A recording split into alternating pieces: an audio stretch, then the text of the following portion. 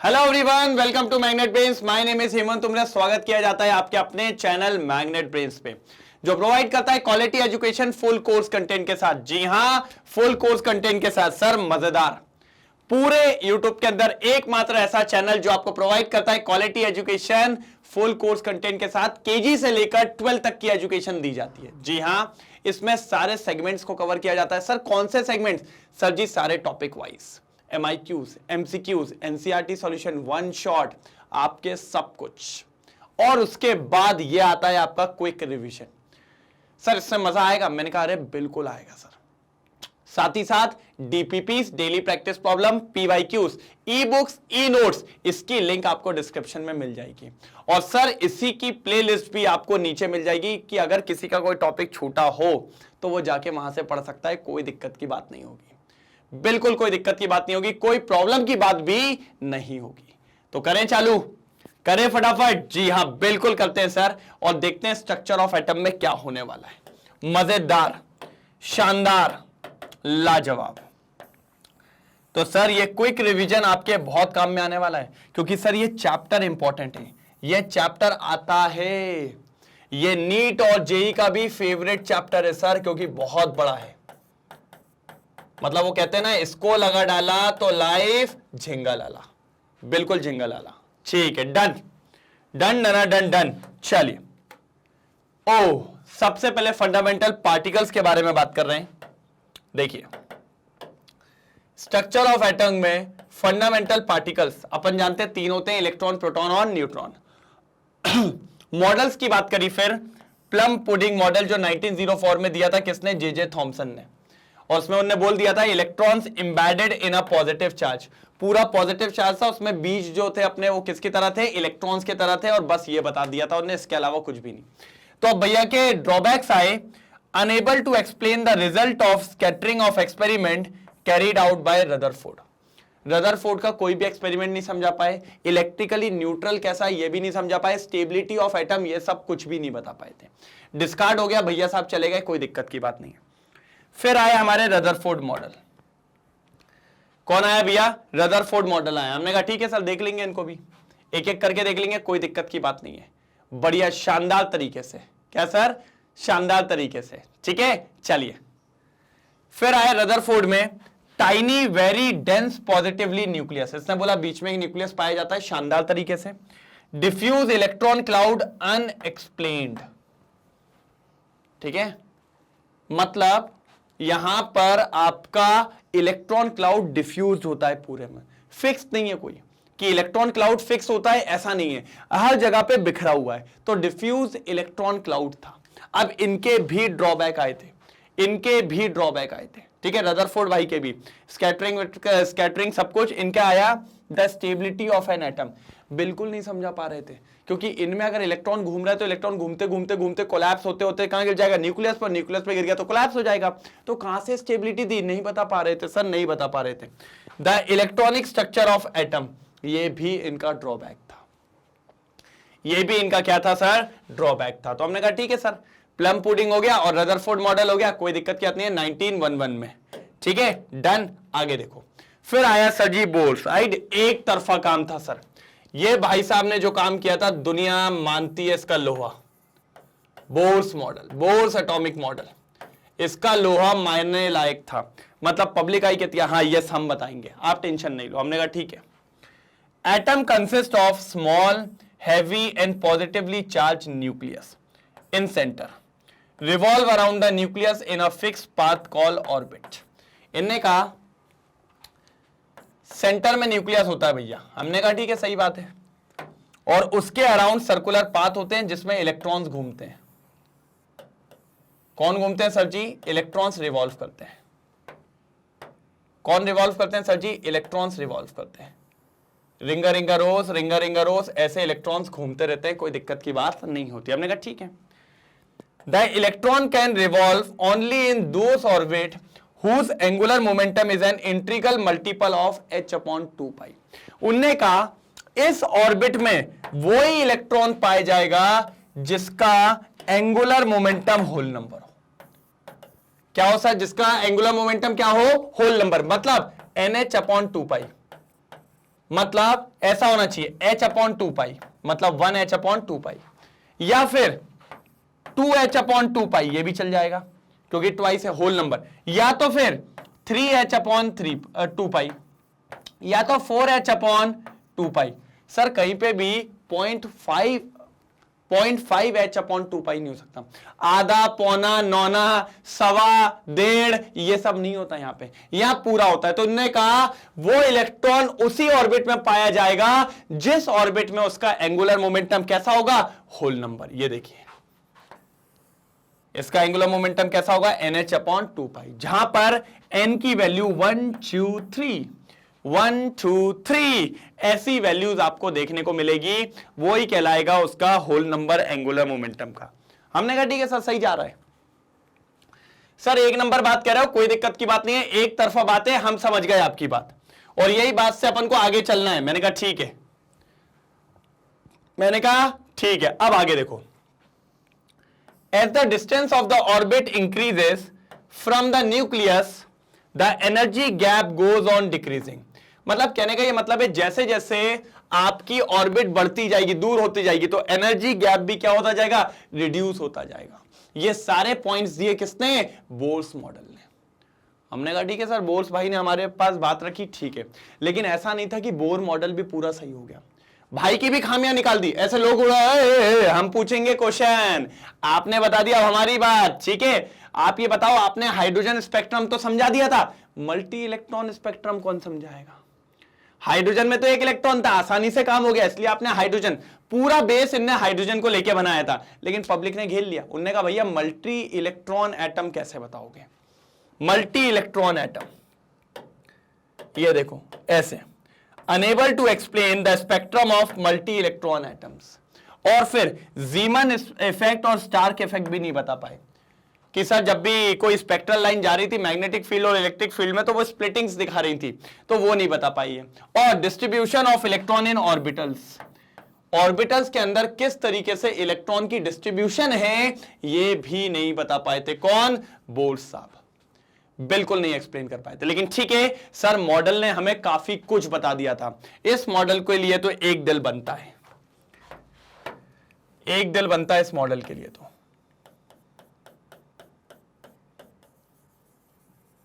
बिल्कुल एक दिल बनता है इस मॉडल के लिए। तो जल्दी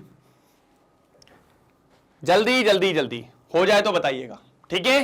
डन, जल्दी एक बार स्क्रीनशॉट लीजिए, फिर आगे बढ़ते हैं। फटाफट स्क्रीनशॉट लेंगे, फिर आगे बढ़ते हैं, जल्दी।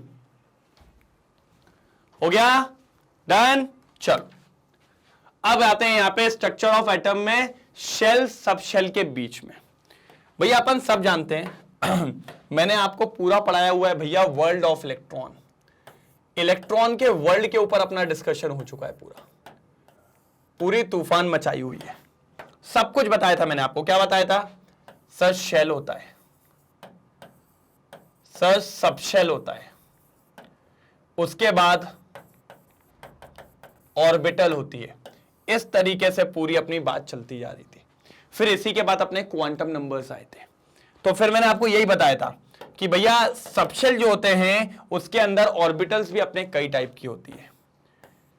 ऑर्बिटल्स ऐसी जगह होती है जहां पर इलेक्ट्रॉन के पाए जाने की प्रोबेबिलिटी सबसे ज्यादा होती है। ऑर्बिटल्स में सबसे पहले अपनी होती है एस ऑर्बिटल, फिर होती है अपनी पी ऑर्बिटल, और फिर होती है अपनी डी ऑर्बिटल, और होती है अपनी तो एफ ऑर्बिटल भी है। लेकिन एफ ऑर्बिटल के शेप के बारे में अपन अभी कुछ नहीं कहते, उसका कहीं पे कुछ जिक्र नहीं है। जिक्र तो है लेकिन आपको जरूरत नहीं पड़ेगी, इतना मान के चलिए। अब अगर अपन बात करें तो एस ऑर्बिटल सबसे बढ़िया होती है सर, ओहो ऐसे स्फेरिकल शेप। पी ऑर्बिटल जो होती है वो होती है आपकी डंबल शेप ऐसे, और डी जो होती है वो आपके डबल डंबल शेप होती है ऐसे, ये देखो डबल डंबल शेप होती है इस तरीके से, दिख रहा है आपको, ऐसी होती है आपकी। तो भैया ये हो गया आपका स्फेरिकल शेप, कोई दिक्कत नहीं है। ये आपकी पी वाली कैसे, cartoon dumbbell shape, cartoon double shape. और ये जो डी होती है ये होती है डबल डंबल और क्लोवल लीफ, क्लोवल लीफ के तरह इसका शेप होता है, बिल्कुल जल्दी एक बार नोट डाउन करेंगे। फिर यहीं पर एक इंपॉर्टेंट बात और है, एक इंपॉर्टेंट बात और है। बिल्कुल हो गया, डन, ठीक है। सर क्या होता है कि एस सबशेल जो होती है उसके अंदर एक ही ऑर्बिटल होती है, एस सबशेल के अंदर एक ही एस ऑर्बिटल होती है, 1s ऑर्बिटल होती है। लेकिन जब हम बात करते हैं पी सबशेल की, पी सबशेल के अंदर 3 ऑर्बिटल्स पाई जाती है, 3 ऑर्बिटल्स। कितने ऑर्बिटल्स बेटा? 3। जैसे कि पहली वाली होती है px, दूसरी वाली होती है py और तीसरी होती है pz। ये मान लो px हो गया, ये मान लो py हो गया और ये मान लो pz हो गया। इस तरीके से ये 3 ऑर्बिटल्स पाई जाती है p सबशेल के अंदर। ये देखिए px, py और pz।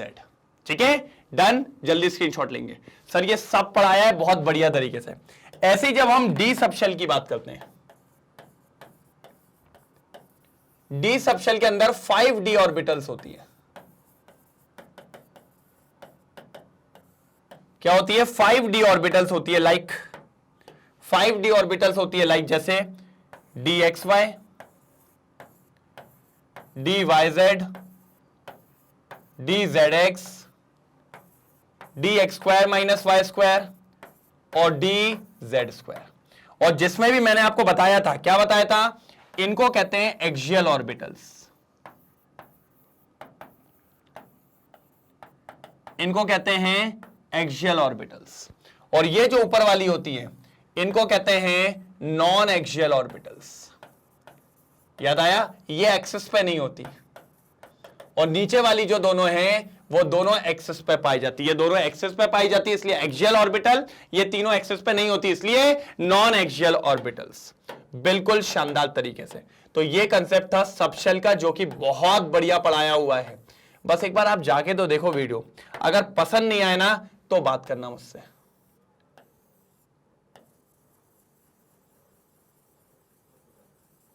पसंद नहीं आए तो फिर बात करना आप मुझसे।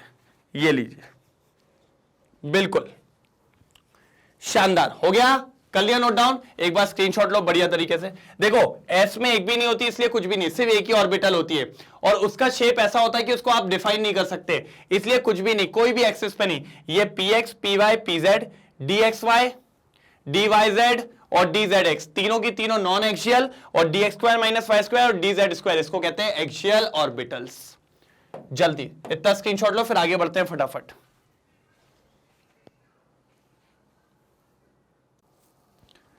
तो ये सारे शेप्स अपने हो चुके थे, ठीक है। अब आगे की गाड़ी देखो। अब आगे क्या होता है सर जी? फिर आए हमारे डी ब्रॉगली साहब। अब डी ब्रॉगली साहब को गुस्सा इस बात पे आई कि आपने ये बोल दिया कि सर लाइट को आपने दोनों बिहेवियर दे दिए, पार्टिकल नेचर भी और एज वेल एज कौन सा नेचर सर? Wave nature. इनने कहा भैया तो हम मानेंगे मैटर के पास भी दोनों बिहेवियर होते हैं। मैटर के पास, किसी भी पार्टिकल के पास पार्टिकल नेचर तो होता है, साथ ही साथ वो वेव नेचर भी पजेस करता है, मतलब उसके पास वेव भी होती है। और उसकी एक इक्वेशन तैयार करी, lambda equals to H upon P, जिसको अपन और लिख सकते हैं एच अपॉन एम वी। ये इक्वेशन उनने तैयार कर दी मार्केट में। हमने कहा अच्छी बात है सर, बिल्कुल सही बात है। इसी के बाद एक और प्रिंसिपल आया जिसको अपन कहते हैं हाइजेनबर्ग अनसर्टेनिटी प्रिंसिपल। उनने कहा सर एक बात बताना चाहता हूं। मैंने कहा बताओ। उन्होंने कहा दुनिया में ऐसा कोई नहीं जो माइक्रोस्कोपिक पार्टिकल की पोजीशन और उसकी लोकेशन और उसकी स्पीड एक साथ साइमल्टेनियसली निकाल के दिखाए। मतलब ना तो कोई एक ही बार में पोजीशन और उसकी वेलोसिटी, या फिर इसकी जगह पे आप लिख सकते हो मोमेंटम, एक साथ एक्यूरेसी के साथ कोई कैलकुलेट कर दे तो मैं उसको मान जाऊं। जैसे कि डेल्टा एक्स इंटू ये रहा मोमेंटम एम डेल्टा वी, इसको जब आप कैलकुलेट करोगे तो ये मिनिमम इतना एरर तो आएगा ही आएगा। कितना? h अपॉन 4 पाई। इतना एरर तो आएगा ही, या इससे ज्यादा एरर आएगा चाहे कोई भी कैलकुलेट कर दे। क्योंकि सर ये जो मैंने एरर आपको बताया ना, ये बहुत कम है, बहुत छोटी वैल्यू है। क्योंकि h क्या होता है? प्लैंक्स कांस्टेंट 6.6 इंटू 10 की पावर -34। तो ये वैल्यू बहुत छोटी है, मतलब एक्यूरेट कभी भी कोई नहीं निकाल सकता है, एरर तो आएगा और इतना एरर आना अनिवार्य है या फिर इससे ज्यादा आएगा, कम नहीं आ सकता। ये था अपना हाइजेनबर्ग अनसर्टेनिटी प्रिंसिपल। देखिए डी ब्रॉगली आया, all material possess particle possess wave as well as particle character, lambda equals to H upon M V H upon P. Heisenberg uncertainty principle की बात कर रहे हैं। It is impossible to measure simultaneously both the exact position and exact momentum or velocity of an electron या फिर microscopic particle. Formula बिल्कुल same लिखा है मैंने, ठीक है। इसकी जगह अपन डेल्टा पी भी लिख सकते हैं, कोई दिक्कत नहीं है, इसकी जगह अपन डेल्टा पी भी लिख सकते हैं। मैंने कहा ठीक है सर बिल्कुल ठीक है, कोई प्रॉब्लम वाली बात नहीं है, ठीक है सर।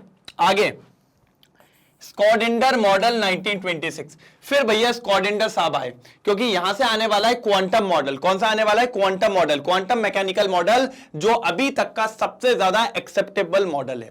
इसी पे हमारी कहानी आगे चलती है और इसी के अकॉर्डिंग हम आगे बढ़ते हैं। हमने कहा ठीक है सर। तो इनने क्या बोला?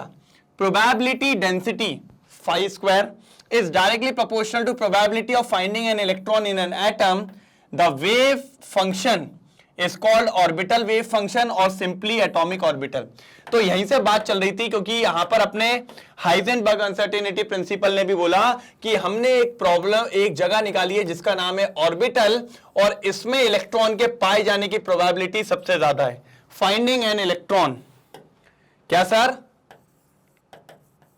फाइंडिंग एन इलेक्ट्रॉन, इसकी प्रोबेबिलिटी सबसे ज्यादा कहां होती है? ऑर्बिटल के अंदर होती है।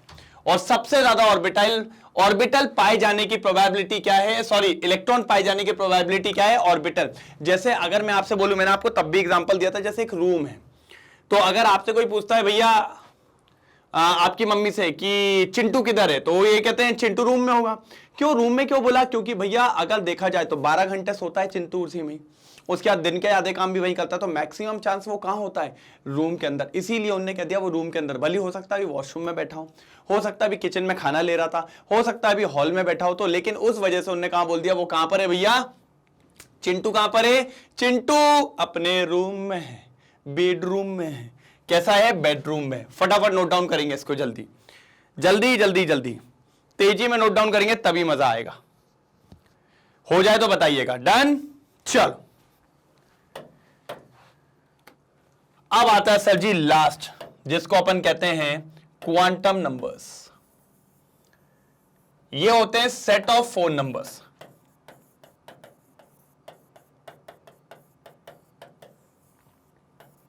क्या होते हैं सर जी? सेट ऑफ 4 नंबर, 4 नंबर जो आपको होल इंफॉर्मेशन देंगे,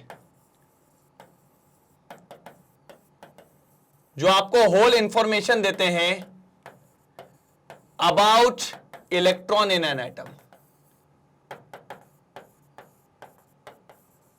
एक एटम के अंदर इलेक्ट्रॉन कहां है, कहां पाया जाएगा, इस सब के बारे में कौन बताता है? Quantum numbers. कौन बताता है सर जी? Quantum numbers. हमने कहा ठीक है सर, कोई दिक्कत नहीं। 4 टाइप के क्वांटम नंबर होते हैं, 4 टाइप्स। पहला होता है प्रिंसिपल क्वांटम नंबर, जो बताता है शेल के बारे में। किसके बारे में? शेल के बारे में, जिसको अपन डिनोट करते हैं एन से। ये देखिए, principal quantum number determines the main energy shell level in which the electrons are present. Second होता है एजीमुथल क्वांटम नंबर और एंगुलर क्वांटम नंबर, एल से डिनोट किया जाता है। इसके लिए सिंपल होता है एसपीडीएफ। इसकी वैल्यू होती है, इसके लिए एल की वैल्यू 0, 1, 2 और 3। ये सबशेल के बारे में बताता है। किसके बारे में बताता है? सबशेल। गिव्स द सबशेल और subshell level in a given principal energy shell to which an electron belongs. इसकी वैल्यू हमेशा याद रखना n से कम होती है, n से एक कमी होगी, n-1 रहती है हमेशा। और s के लिए 0, p के लिए 1, d के लिए 2, f के लिए 3। तो ये बात आपको याद होनी चाहिए। ये रहे 2 principal quantum number, sorry 2 quantum number, एक प्रिंसिपल क्वांटम नंबर और एक एजीमुथल क्वांटम नंबर। अगला तीसरा होता है मैग्नेटिक क्वांटम नंबर ml। बहुत सी बुक्स में इसको ml से भी डिनोट करते हैं, ठीक है। ये बताता है किसके लिए भैया? ऑर्बिटल्स के लिए। किसके लिए? Orbitals. Give different orientation of the orbital in space. In space इसकी एक्चुअल वैल्यूज अगर पूछे कि नंबर ऑफ वैल्यूज, तो इसका भी फॉर्मूला होता है 12+1। इससे आपको पता चल जाता है कि m की कितनी वैल्यूज होगी। और मैं तो सिंपल सी बात कहता हूं, ये ऑर्बिटल के बारे में बताता है। किसके बारे में? ऑर्बिटल। देखो, for each value of l there are 2l + 1 values of m, 2l + values of m। उसके बाद आता है स्पिन क्वांटम नंबर, जिसको s से डिनोट करते हैं या फिर ms। यह बताता है स्पिन ऑफ इलेक्ट्रॉन। और 2 इलेक्ट्रॉन होते हैं तो एक की वैल्यू होगी +½ और एक की वैल्यू होगी -½ बस। एक की वैल्यू होगी +½ और एक की वैल्यू होगी -½ इसका यह मतलब होता है कि दोनों की स्पिन अपोजिट होती है, एक ऊपर की तरफ तो एक नीचे की तरफ। डन डना डन डन। एक क्लॉकवाइज तो एक एंटी क्लॉकवाइज। ये होता है क्वांटम नंबर्स। हो गया? डन। बिल्कुल स्क्रीनशॉट लेंगे। यस, ये देखिए इलेक्ट्रॉनिक कॉन्फ़िगरेशन। 3 रूल्स हैं जिन पे पूरा इलेक्ट्रॉनिक कॉन्फ़िगरेशन बेस्ड होता है। एक होता है अबॉव प्रिंसिपल, एक होता है पॉलीज एक्सक्लूसिव प्रिंसिपल, और एक होता है अपना Hund's rule of maximum multiplicity. Above कहता है कि पहले जिसकी एनर्जी कम है उसमें इलेक्ट्रॉन जाएगा, फिर आगे जाएगा। मतलब 1s में पहले इलेक्ट्रॉन, फिर 2s में। क्यों? क्योंकि 2s की एनर्जी ज्यादा है और 1s की एनर्जी कम है। फिर हुन्स ने कहा था अगर सेम ऑर्बिटल्स की एनर्जी है तो उसमें कैसे इलेक्ट्रॉन की फिलिंग होगी? तो मैंने कहा जैसे 2p है, 2p में 3 आपकी ऑर्बिटल होती हैं, तो भैया पहले सबको सिंगल भरना क्योंकि सबकी एनर्जी बराबर है, और जब सब भरा जाए उसके बाद डबल करना। यह था Hund's rule of maximum multiplicity.